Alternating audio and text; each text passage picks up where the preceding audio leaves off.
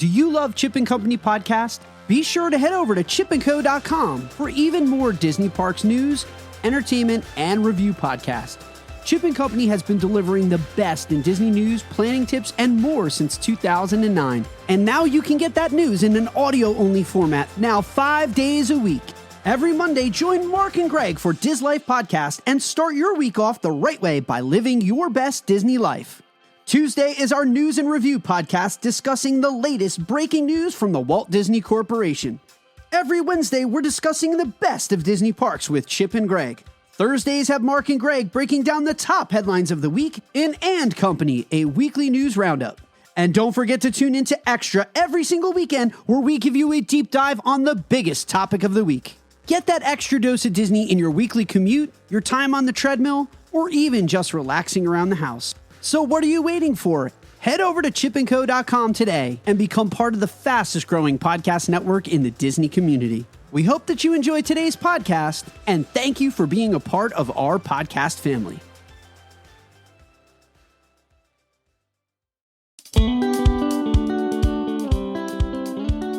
And now, two guys that are ready to podcast about a tale as old as time. Greg, the Disney fanatic, and Diz Life Mark. Hoy hoy everyone, and welcome to And Company. Welcome to our weekly review of the top headlines here at chipandco.com as we dive deeper into the topics that continue to garner your love and your attention.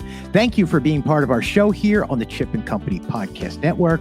Please don't forget to subscribe and be part of the fastest growing podcast network in the Disney community, where you can now get a daily dose of Disney 5 days a week. On today's top podcast, Mark, we are talking about people are losing their minds about price increases. Encanto and CAMP create an immersive experience. Let us talk more about food booths at Epcot this holiday season. And unfortunately, we say goodbye to a Disney legend. I will bring you the Rushmore of the week, and Mark will deliver the spicy hot take of the week. And of course, as always, we will spend time trying to figure out where in the world is Mr. Chip Confer and where he has disappeared to this week. But before we get to the headlines, let me welcome the co-host of And Company and purveyor of Diz Life Podcast, Mr. Mark Valentine. Mark, how are you doing today, my friend? I am doing okay. Just okay today, man. Just okay. I thought you were just going to, I'm doing, and just leave it at that. Yeah, I'm doing something. You are doing, look, it's that type of day. Let's be real. You want me to be real, son? Let me be real, son. Today's just okay. It's just okay. But this podcast will greatly improve upon that and my mental health. So let's talk Disney, man.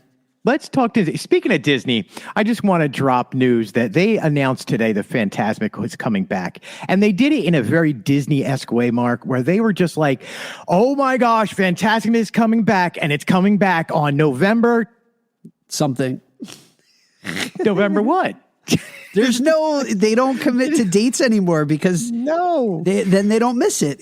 We have a 30-minute or a 30-day window with which to just splash this thing down somewhere. And they just started somewhere. But as always, Mark, let's get over it and get into the news this week as we start off. Where at, Mark? Well, let's get a little spicy to start off today's episode because, again, everyone is a little hot under the collar, man. So Disney Genie Plus, the service which continues to be very popular amongst guests, popular in terms of people purchasing it, or maybe that's just sarcasm, Greg, and I can't gather that sarcasm from the copy that you have written. But as we continue to manage that strong demand that they are seeing for the service, Disney is now introducing variable pricing, Greg, for Disney's Genie Plus and it started on October 11th. Yep. At Disneyland Resort, let's hit the pause button before we get into the very bothersome variable pricing aspect of it. At Disneyland Resort, Genie Plus is now just $25 per day. Boom. When it's purchased in advance as an add-on with the new ticket or vacation package. Single day purchases for Genie Plus through the Disneyland app begin at $25 and also may vary depending on the date of demand. Additionally, web slingers A Spider-Man adventure at Disney's California Adventure is now part of the Disney Genie Plus, providing guests with even more options to choose when using this service. And then at Walt Disney World, Greg, Disney Genie Plus will vary in price based upon the date and the guests who are visiting. Similar to the theme park tickets throughout the year, prices may be lower. They may be higher on higher peak periods like Christmas and Thanksgiving. For example, now through the end of October, prices for Genie Plus will be $15 per guest per day on the less busy days, and then $22 on some days that are busier days, somewhere in between on the others. So it's like, my porridge is too hot, my porridge is too cold, my porridge is just right. Greg, how do you feel about this sliding scale for a service which on the expense of days is busier and likely less valuable? My porridge is never just right when it comes to Disney Genie Plus. You loved it at Disneyland. I loved it at Disney. Look, I love Genie Plus. When it has to be used, it is a great feature to have. We knew this was going to come, Mark. Like, we have discussed how good this was, how people, when it originally came out, was not worth its time or energy. People have learned how to use it, and people have learned that it's actually really good for them, and it does help out their day. I am very lucky here at Walt Disney World. I don't need it or use it because I normally don't need to ride rides or do anything like that. $15 on the low day, $22 on the busier dates. I'm surprised it is staying that low, to be quite honest. Hey, Greg. Yeah. How much is Express Pass over at Universal? Just asking for a friend. I don't know. It's expensive. It's like $100 a day. Just food for thought. Food for thought. No, and listen, let's get into the deep of this, actually. CEO Bob Chapek has said recently that Disney Plus, Genie Plus, has done very well for the bottom line of the Walt Disney World company. And they were figuring out ways of getting the most out of it while giving the guests the most satisfaction. Yes, this is a small price increase, but it will affect the bottom line of vacationers in not so much as it's not going to be so much added to it, but $22 a day for 5, 6, 7 people in your party is going to add up. So I'm kind of in the middle on this. I understand where the company is coming from and wanting to maximize profit, at the same time give the guest the best experience. But at the same time, I also understand that family who cannot afford this and can't afford an extra $200-$300. And by the time they're done, 5 days, that's an extra $1,000 on top of their vacation. Understandable. And I get all of that. I think what Disney should have done, in my opinion, and this is just my opinion, it doesn't reflect anyone here at Chip and Company, it doesn't reflect Disney's line of thinking.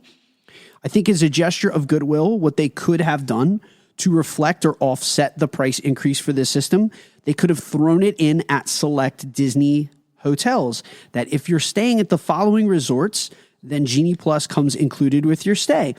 That's one of the things that Universal does with their deluxe resorts. If you're staying at one of those 3, which they consider deluxe resorts, then you get the Express Unlimited Pass thrown in with the vacation. Things like that, I think, will make them look less like they're nickel and diming and more like they truly care about the guest experience and guest satisfaction. The more people that buy this, the less valuable it becomes, because then it becomes oversold and there's too many people trying to utilize the system. And we've seen that aspect of it before.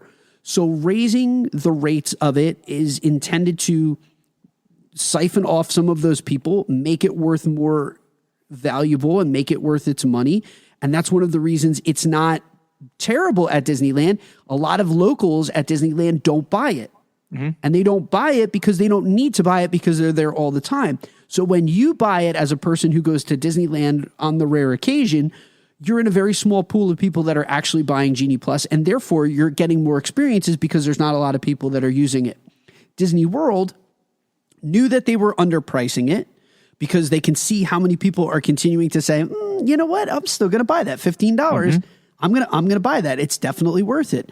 Now at $20 or $25, they're going to say on those, especially on those busy days when Disney doesn't want people to just go crazy and buy this thing, Disney is going to raise the prices of it and make people think twice about, is there enough value in the system?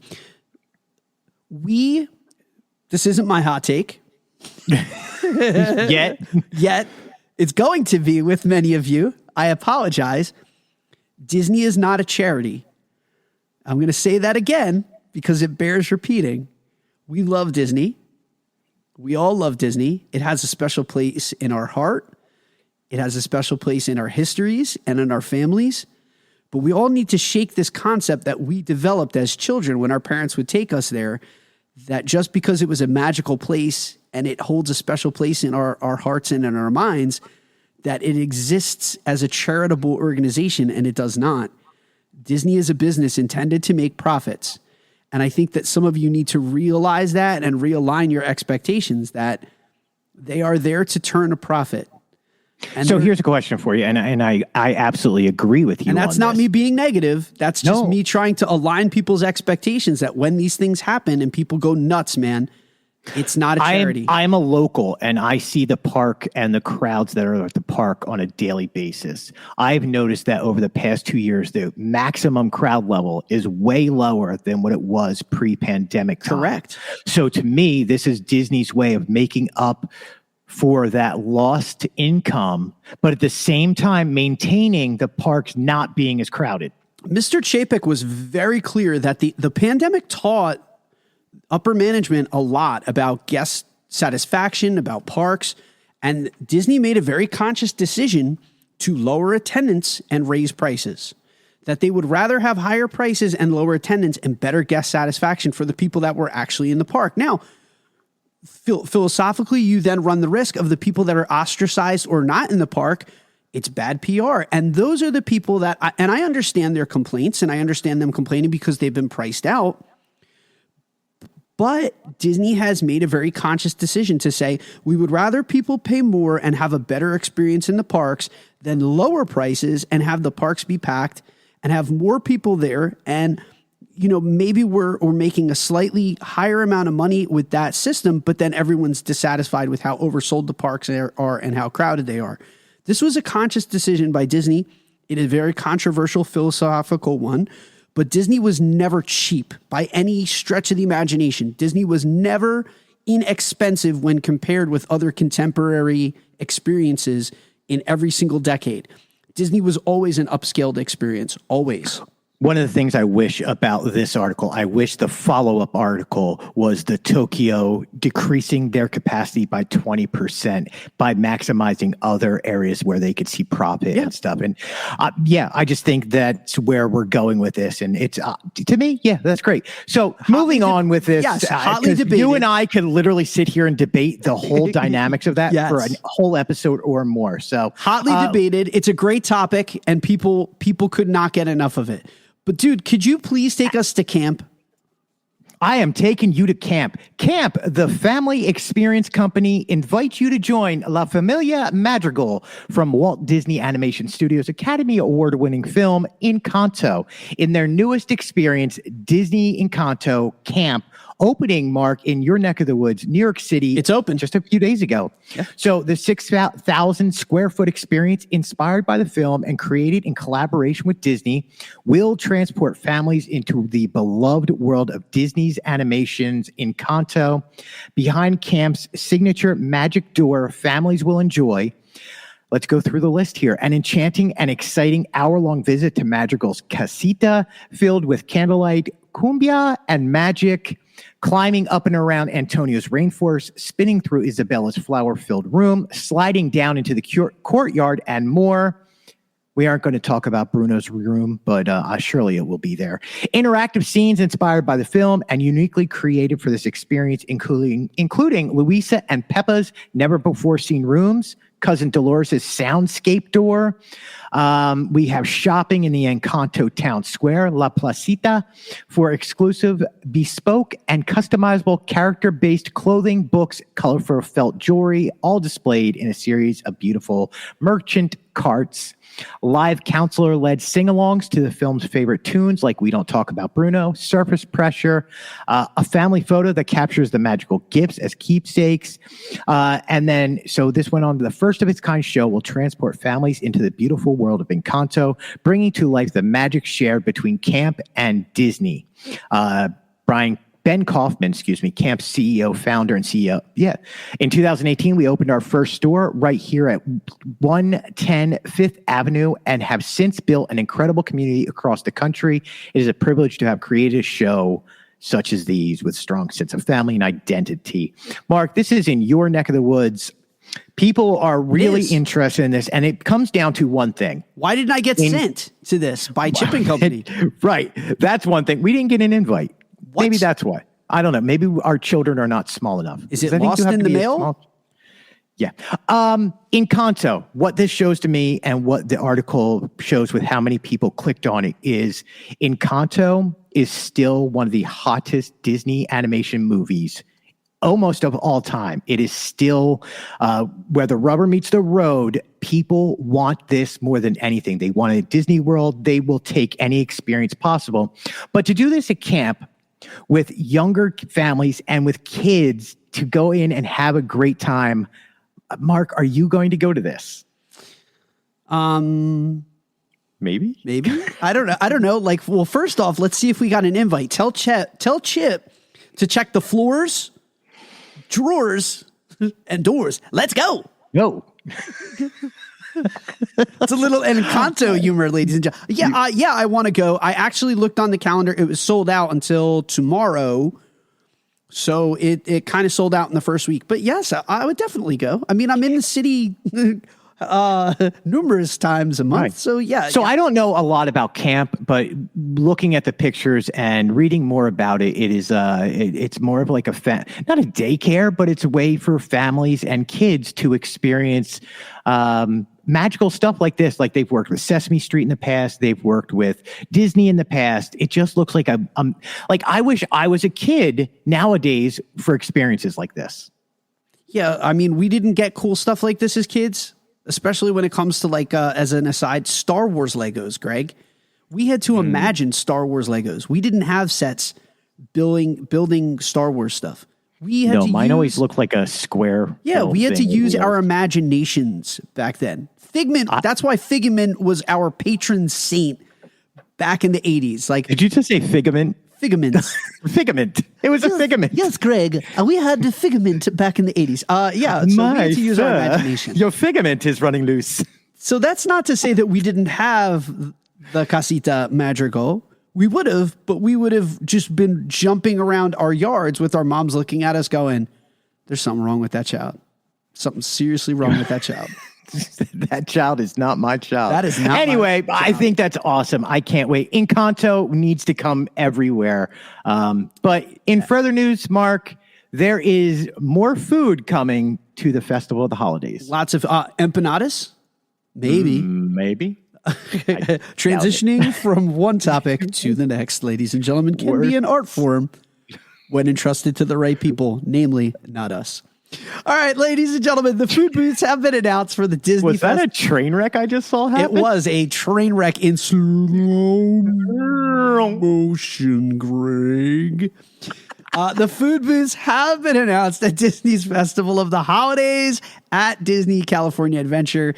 Guests can celebrate holiday taste and spirited libations. Oh, whoever wrote this, I like that. At the seasonal, a smorgasbord of multicultural and diverse cuisine from November 11th until January 8th. You can eat, drink, and be merry at the Festive Foods Marketplace at DCA with a seasonal smorgasbord. That's twice now we've used that word.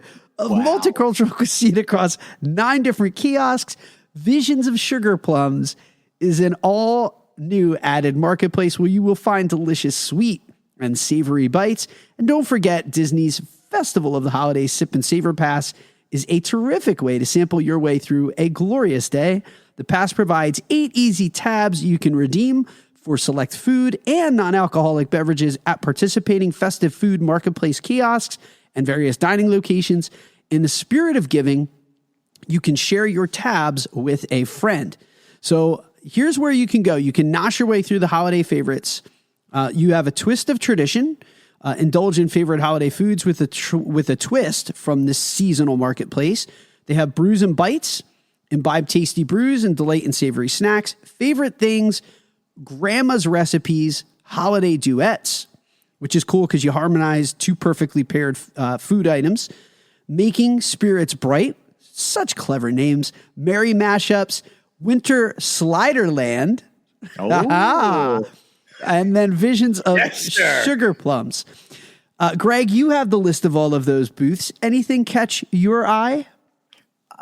Without knowing exactly what the food is, look, whatever the cranberry thing is in the mug in the picture looks delicious. All of this looks like, look, Disneyland does an amazing thing, and their snacks are really good, or their quick service meals and stuff are really spectacular. Would you say they do it better, Greg? Yes, their quick service, especially award wieners, is my favorite place to nosh. All right, I'll take it. It's a big W for me as the Disneylander. I'll take it. Yeah, some of this looks great, like the gray stuffed tree that looks like it's out there. But so here's my question: is where is this marketplace? I've never been to Disneyland during the holidays. So DCA it's set up kind of like we have in Epcot, that those kiosks are just spread throughout the park. Boy, that one park sure does handle a whole lot of different things, doesn't it? It does, man. Again, almost like it doesn't have an identity. Ooh. Oh, you know what that was? That was a gut punch. I was speechless. I was going to say something, and then you hit me with the cross on that one.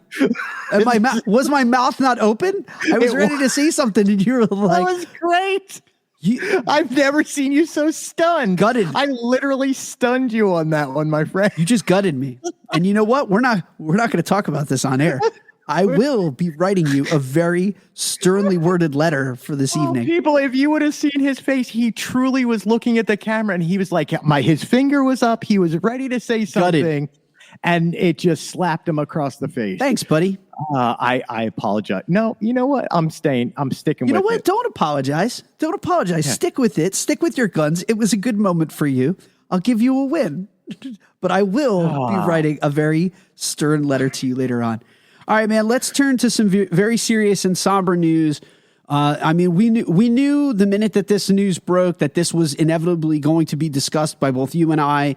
When news of this magnitude comes across the wire, it's just inevitable that people are going to click on it in droves. And so we did get news of a passing of a major Disney legend. Greg, as you always do with poise and with a great deal of dignity, I defer to you to discuss the passing of Miss Angela Lansbury. Yeah, Mark. Angela Lansbury, who played obviously Mrs. Potts in Disney's Beauty and the Beast, has passed away today, or actually yesterday, at the age of 96. The children of Dame Angela Lansbury are sad to announce that their mother died peacefully in her sleep at home in Los Angeles at 1:30 a.m. Tuesday, October 11th, 2022, just 5 days shy of her 97th birthday. In addition to her three children, Anthony, Deidre, and David, she is survived by three grandchildren, Peter, Catherine, and Ian, plus 5 great-grandchildren, and her brother, producer Edgar Lansbury. The statement adds. For Disney, she played Miss Eglantine Price. Yeah, Mrs. Price in Bedknobs and Broomsticks, and voiced Mrs. Potts in Beauty and the Beast franchise. She also played the Balloon Lady in Mary Poppins Returns. She was born October 16th, 1925. She is a recipient of the National Medal Award at the Kennedy Center Honors, was named Commander of the Order of the British Empire by Queen Elizabeth II in 1994. A private funeral is going to be held for her. Listen, what I really want to do is spend a few moments and talk about Dame Angela Lansbury's career. First off, I will go through a few of the films, but I also want to talk about her film career because, her stage career here on Broadway and also in London, because this woman had grace, had poise. She was a beautiful soul and a beautiful human being. She knew her strengths and her weaknesses and played off them so well. But I mean, 1944, she started her career on film. 1942, she actually started in radio over in Britain. So some of the movies that you guys may have seen her in, Samson and Delilah. What else was there? A Long Hot Summer. She was in Dark at the Top of the Stairs, which was my Mark, when I was younger. That was the first real play I ever had a leading role in. So I always loved that connection to her. Blue Hawaii, Four Horsemen of the Apocalypse, The Manchurian Candidate, yes. Greatest Story Ever Told. I mean, it just Death on the Nile, Mirror Crack. One of my favorite, and I'm not kidding, like growing up, The Last Unicorn. I remember her as the voice in The Last Unicorn just so well to this day. But then she goes on, after not having a role in movies and switching over to Murder, She Wrote for ABC, I think it was. Legendary. She comes back and she is Mrs. Potts in Beauty and the Beast, and then Beauty and the Beast, The Enchanted Christmas. She is so timeless, amazing, and timeless that she is the one who sings the title song to that movie. Like, we all talk about the Be Our Guest, and we talk about, but that Beauty and the Beast song sung by her is fantastic and wonderful, and her voice will live on as a Disney legend just for that. But let's talk about, she's in Anastasia, she's in Fantasia 2000 as the narrator, she's in Mickey's Magical Christmas, Snowed In at the House of Mouse, she comes back in Nanny McPhee, Mary Poppins, Mr. Poppins Penguins, then Mary Poppins Returns. She's in The Grinch recently, and then posthumously she will be in Glass Onion, a Knives Out mystery. But Mark, you know theater better than I do, and this is what I wanted to talk to you about. Like, listen to the theater she's been in, and then I'll tell you the roles. Like, she was in Winter Garden Theater, the Uris Theater, the Martin Black Theater, the Gershwin Theater, Schubert Theater. Like, these are all the main theater houses on Broadway. Yeah. And she was in Gypsy, Hamlet, The King and I, Sweeney Todd, Mame. She reprised her role in Mame. Then she took many years off and comes back with The Chalk Garden and Driving Miss Daisy. And then she was in Kingdom Hearts 2, just for all you video game fans. Angela Lansbury was... It's so hard to say what losing a person like her means to this world. Her voice, her poise, everything about her. I know personally, Beauty and the Beast meant a lot to me because I love the songs. And again, we talked so much about Jodie Benson as the Little Mermaid. I mean, to follow it up with Beauty and the Beast and the songs just set Disney in a path for me of that's what I've done for the rest of my life, is love that. So from all of us at Chip & Co., I do want to say our thoughts and prayers go out to the family. But Mark, I know you have some words about this. Yeah, I mean, she along with Betty White filled that place, I think, in the national consciousness of being this mother-like figure from Hollywood. They were symbols of a bygone era, of a better time, of a purer time. Their career spans generations.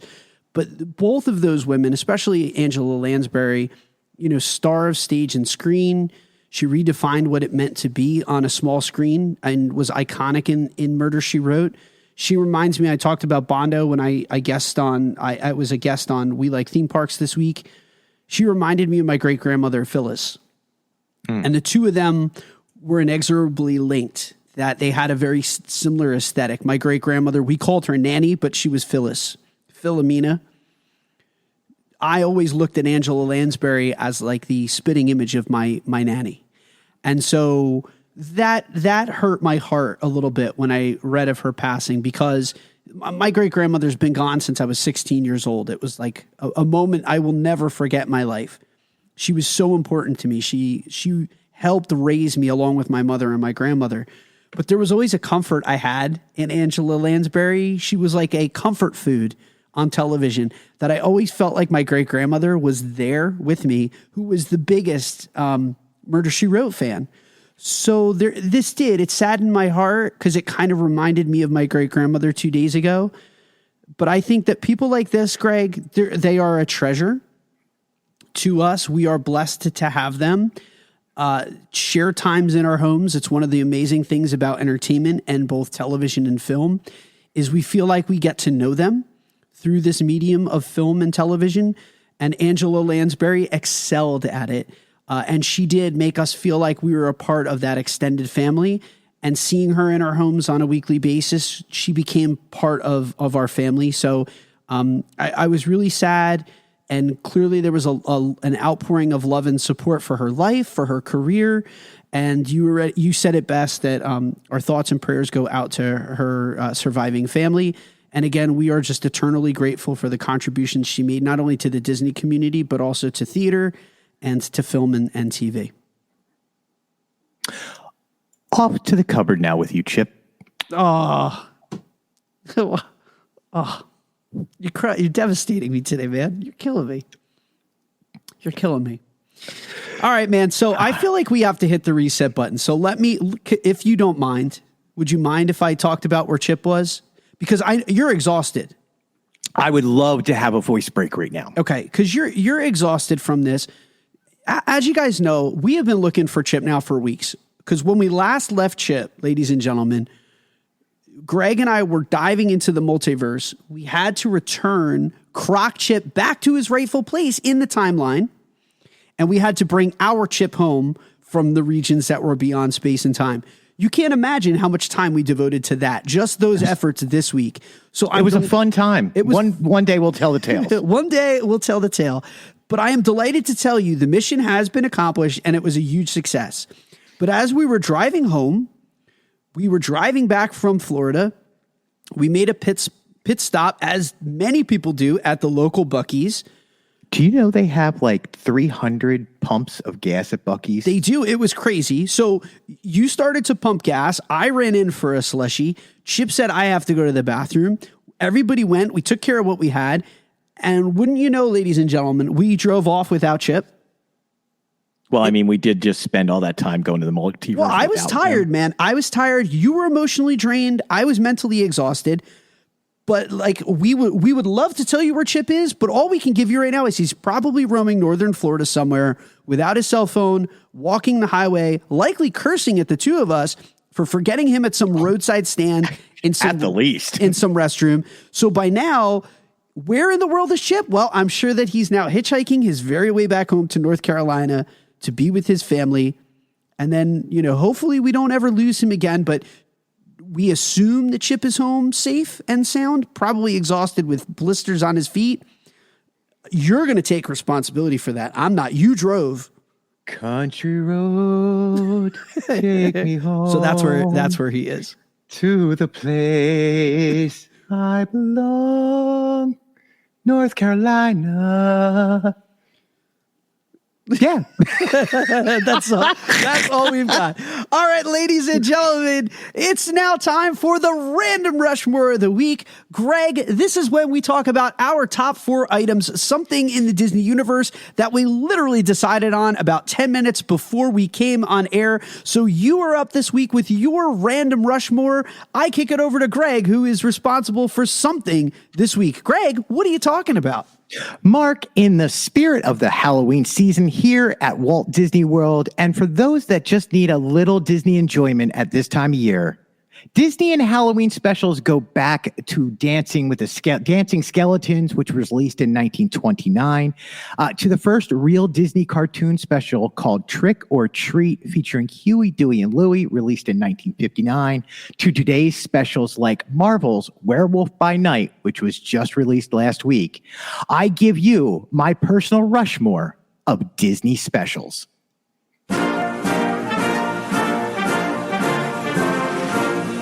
All right, Mark, on this, my Rushmore of Disney Halloween specials for you guys to watch. I made sure this is not movies. These were not TV shows that were just like a Phineas and Ferb special. These were actual Disney specials. So I'm going to start off at the top here. It doesn't matter, top, bottom, but I'm starting off with Boo to You Too from Winnie the Pooh.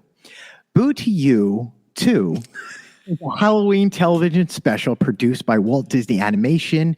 On Halloween, Pooh and his friends are eager to go trick-or-treating. Piglet has never gone trick-or-treating before, having always been afraid and frightened of the atmosphere of Halloween. But after building an imposing mannequin in an attempt to face his fears, he joins his friends in preparation for trick-or-treating. Pooh's attempt to get honey from a beehive ends in failure. Aww. And the bees chase the group into Rabbit's garden, destroying some of his pumpkins. As night falls and a thunderstorm looms, Tigger's overzealously speaks of the horrors of Halloween, frightening poor Piglet enough that he runs home and barricades the door. This is from the New Adventures of Winnie the Pooh and is such a delight for families to watch together. It really does introduce younger kids about overcoming irrational things like fear. This was released in 1996. It's such a wonderful Halloween special. Not everything at Halloween needs to be spooky, scary art. It teaches kids, hey, you thought you had anxiety. Check out Piglet. Your life's okay compared to this guy. Mark, my number 2. Ladies and gentlemen, you want to get your teenagers in to listen to this recap. This is going to be special. Disney's Legend of the Sleepy Hollow, originally released in 1959 as part of the Disneyland special on ABC. It became the second act in the Wind in the Willows movie release, coming from a real town close to you, Mark, called Tarrytown, New York. Tarrytown. This is the legend of Ichabod Crane. Love it. Once upon a time, a poppin' lad named Ichabod lived in a town called Sleepy Hollow. He was the town teacher and choir master. In other words, he knew the assignment. It was about looking Gucci to all the lasses. One day, Ichabod realizes that the baggeler in town has an only daughter who's living pretty rent-free in his head. He decides that going to mac on her so hard that she'll have no choice but to swipe right on him. Flawlessly planned, clearly. Oh, there's only one problem, though. There's this simp named Brahm, and he wants to unalive Ichabod for taking his lady. No cap. No cap. Ichabod lies low for a while because he doesn't want to die. But TBH, something lit happens. There's a banger at his lady's place, and he's invited. YOLO. He be bussin', sprays on his finest Bodiac spray, 19th century edition, and heads off on his whip. The party is hopping, but when it's over, his maiden is all like, you don't pass the vibe check.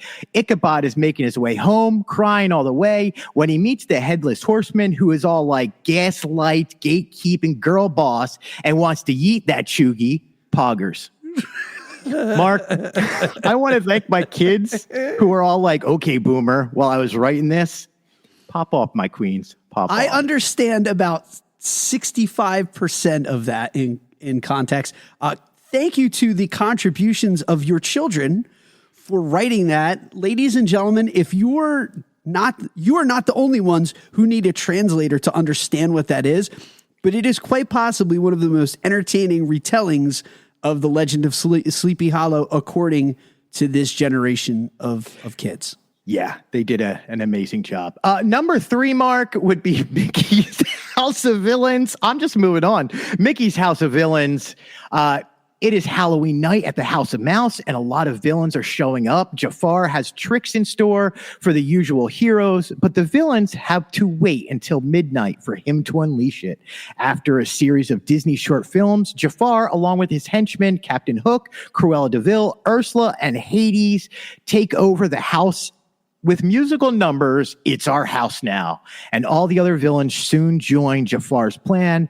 The heroes, princesses, and other characters are trapped in the kitchen, while Mickey and several others are thrown into the streets. They witness the House of Mouse being changed into the House of Villains. Shorts that are shown during there are The Trick or Treat, which I talked about, The Lonesome Ghost, Donald Duck and the Gorilla. House of Mouse is sorely missed from Disney Plus, and at Halloween time, I beseech you, go find Mickey's House of Villains. This show is ingenious and wonderful, and you get every character from Disney in one spot. No cap. No cap.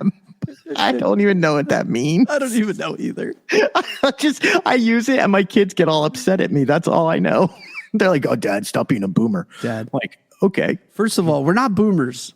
Like, I know. All right, I'm sorry. I'm sorry. All right, and my final Rushmore for Disney's Halloween specials can be none other than the Muppets Haunted Mansion, released in 2021, American puppet supernatural comedy. Yes, that's right. A puppet supernatural comedy Halloween special based on Disney properties, The Muppets and The Haunted Mansion. It was released last year on Disney Plus. It is the Muppets' first Halloween special. The plot stars Gonzo and Pepe as they face the challenges of staying in a haunted mansion for one night. Songs like Rest in Peace, which tells the story of the haunted mansion ghost, is truly brilliant and well written. Life Hereafter is so beautiful and brilliant. And what sets this song apart is having the sound of the actual ride as it stops. You get that overlay music and the voice of "Your doom buggy has stopped." Brilliant. This is the Muppets Go All Muppets with the Haunted Mansion as the main story. Again, this is the first Muppet Halloween special and probably the best Disney Halloween special ever made. And that, Mark, is my Rushmore of the week.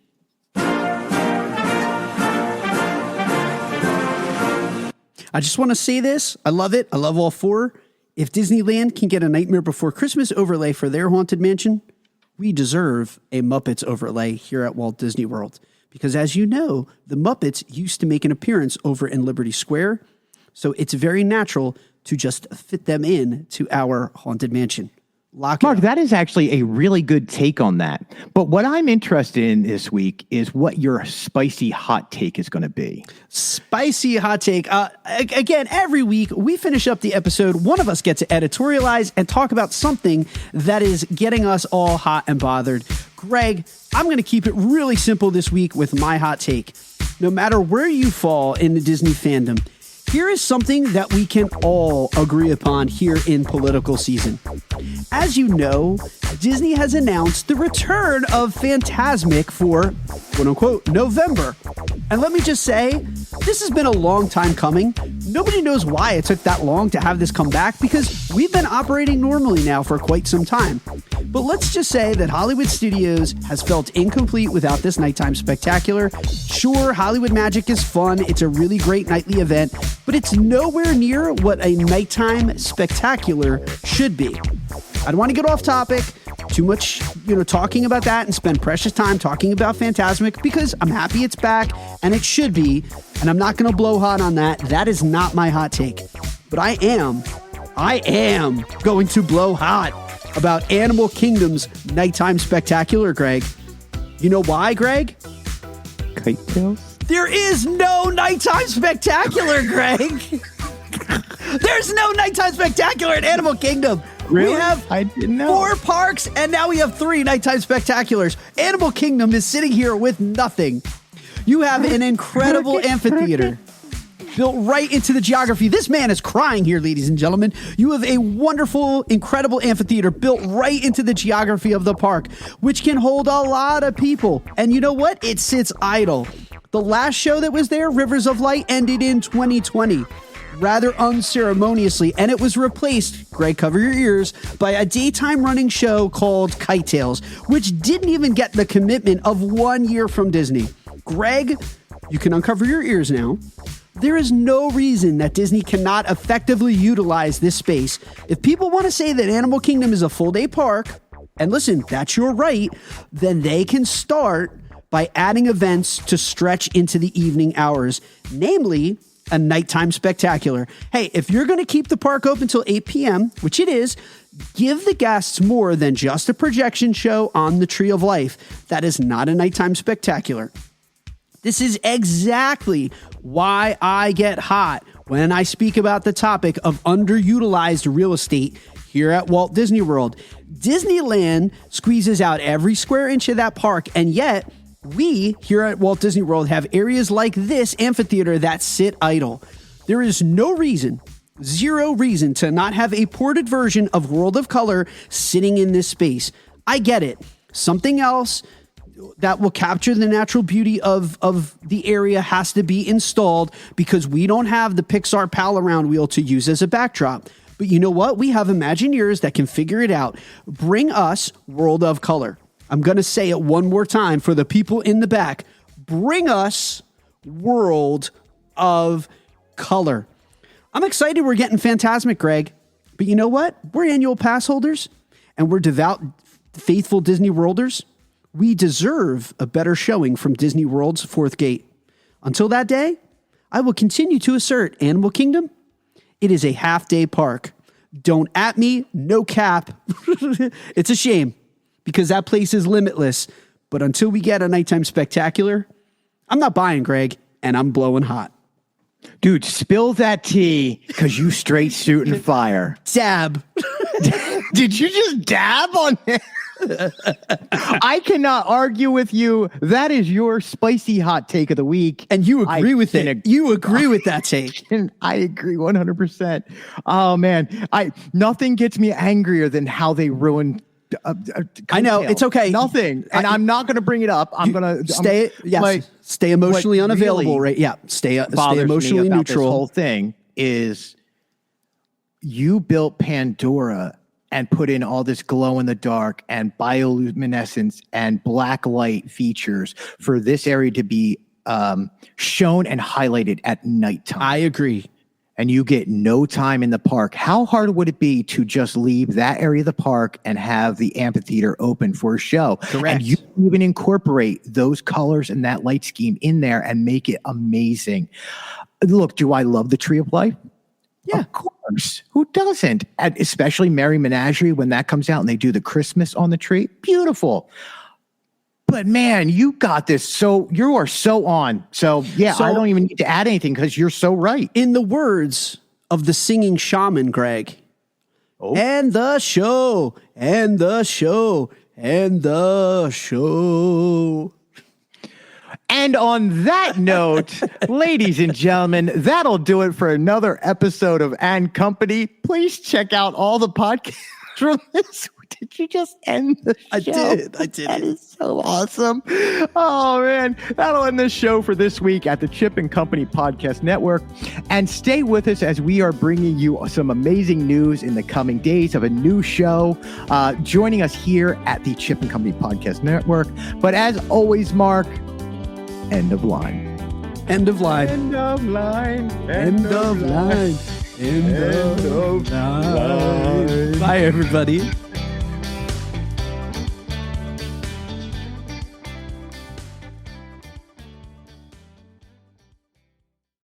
Hey guys, Diz Life Mark here, and I want to tell you all about the official travel partner here at Chip & Company. Let our good friend Sarah at Destination to Travel help you plan your next Disney vacation. Sarah specializes in planning dream vacations for your family. She's an authorized Disney vacation planner, and she can help with every step of your magical vacation. The best thing is that her services are 100% free. Want to travel beyond Disney? Sarah has you covered there too. Want to find out more? Fill out a trip request form over at the website at Chip & Co. or email her directly at sarahsolberg@d2travel.com. What are you waiting for? Start planning that dream vacation today. Email her at sarahsolberg@d2travel.com.